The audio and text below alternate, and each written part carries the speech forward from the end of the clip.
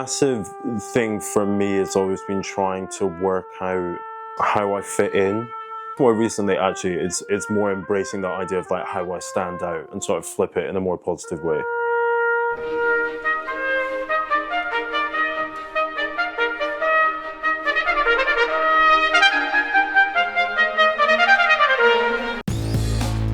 The world of classical music is perceived as very middle to upper class and old and white. That dynamic is changing, both on stage and off, and that's an important part of what I try to do, whether that's the composers that I'm playing or the people that I'm playing with. All these factors are really important.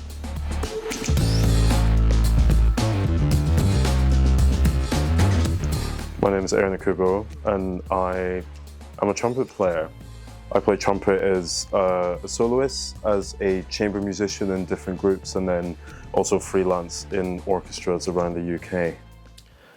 So this one is my Piccolo Trumpet. It's the only trumpet that I have with this sort of German valve system, but I usually play it for lots of like Baroque repertoire, like I did at the King's coronation.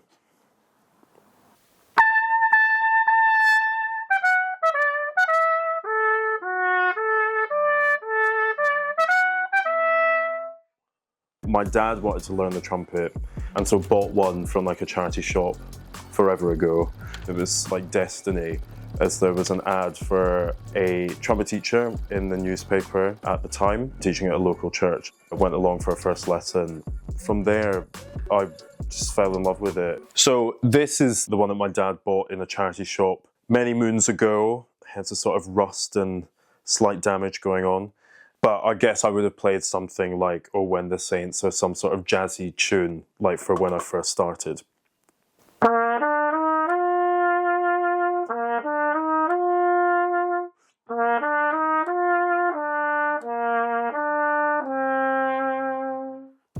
When I think about getting people into classical music, I think of my parents, because there's no way that they would have gone and watched a symphony orchestra concert or the proms here in London. Like, it's not something that they ever would have done. And I remember conversations with my dad when he'd be like, come watch a concert, and he'd be like, oh, I don't get it. But there was this little bit where I heard it and it made me think of this, and it would be some reference to some like TV show or something. And I'm like, no, that is it. That's part of it. You're meant to sit there and take whatever it is that you want from it. This next one, which is my E-flat trumpet, which is called Charlie. This was the trumpet that I played when I got to perform as a soloist at the BBC Proms last year, where I played the Haydn Trumpet Concerto.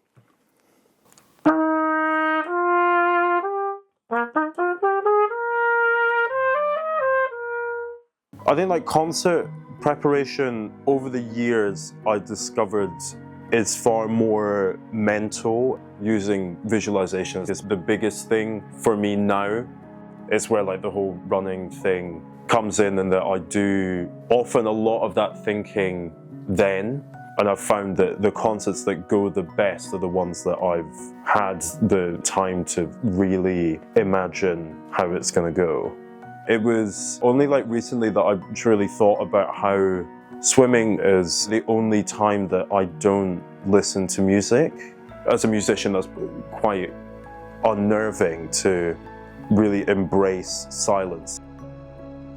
That as soon as I sort of like step into the water, it's a very like everything sort of like leaves the brain a bit. And like I just enjoy the sounds that are happening around, rather than it just being this like music all the time. This trumpet is my first ever professional model that I got funded actually through my school's jazz orchestra up in Edinburgh. I guess sort of the instrument that got me into music college. So here's one of the pieces I played for my audition.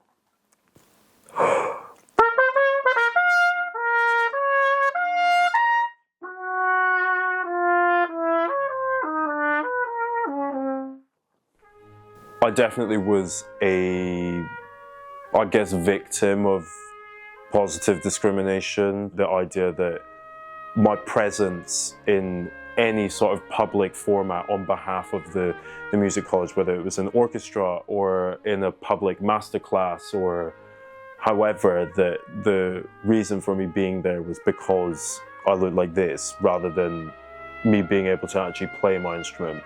On top of that, orchestra life is very traditional in the sense of the way that orchestras have worked for years and functioned has been very much the same forever. It was hard to know how I fit in, or if I even did at all. I got on with everyone, but it was definitely not comfortable. I couldn't sit in the chair and fully relax. You know, the brass is just like a load of the guys, and it's all this very like hyper masculine thing, which does not resonate with me very well. There was never a sort of like, I'm here, I'm queer, I play the trumpet. Like that never happened. That didn't need to happen. As I started working with more people that were my age, if those kind of conversations came up, then perhaps I open up a bit more about things, or others perhaps over here. There was that sort of like slow sort of like osmosis of gayness.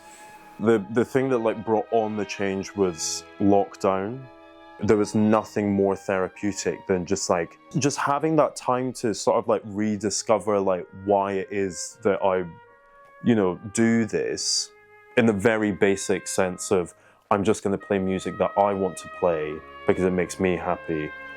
The whole murder of George Floyd, that then uprooted so much stuff that I'd clearly repressed as a mixed guy who basically was brought up white in a white environment and pretended racism was never something that would affect me. And I took some time to like properly think about all that and where I see myself and how I want to be seen. The irony was that, of course, when things started back up again, I was being more sort of like authentically myself, that I obviously had a better time. And people, it's not like suddenly, oh, like black gay Aaron's appeared and everyone's like, ugh. In reality, it was purely just because of the way that I was brought up, that I was trying to just assimilate and just like fit in, rather than make a big deal of difference. I'm not different, I'm the same as everyone else. And so yeah, lockdown just sort of like showing me like, absolutely not, we're not doing that anymore. So this trumpet is my C trumpet, and it's the most recent addition to my collection, and it's the one that I play most of my solo recitals on. So I play a little extract from Entrada, a piece that I normally open my recitals with.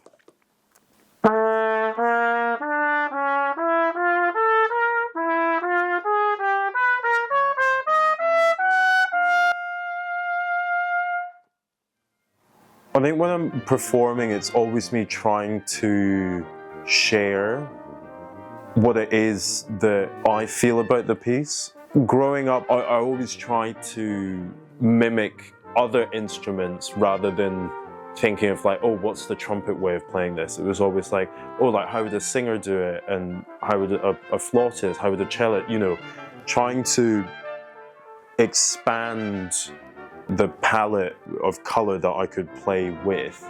I think lots of people have come to watch recitals that I've done and have said I've never heard the trumpet like that, because I tend to not play trumpet music, to stand on stage and just play a load of just like really nice stuff that I've sort of like curated myself and have thought about how every single note is going to go. That's very rewarding, especially when then you get the response that you're looking for of, I want them to come away and like think of the trumpet in a different way.